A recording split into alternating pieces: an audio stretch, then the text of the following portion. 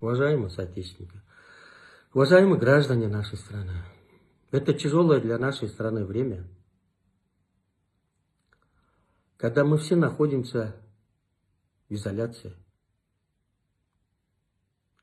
когда вся экономика стоит. Хотел бы обратиться словами благодарности нашим медикам,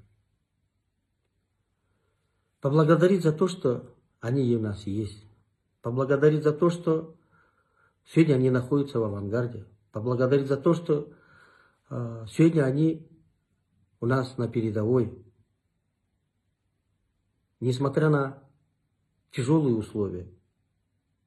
И знак благодарности,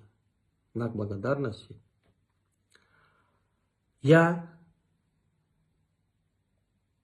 выделяю однокомнатную квартиру в центре Бишкека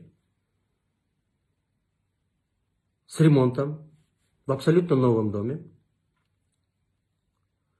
для особо отличившихся работников медицины в это тяжелое время.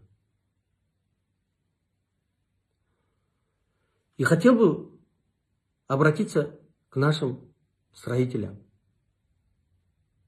застройщикам. Уважаемые коллеги, давайте поможем. Кто может?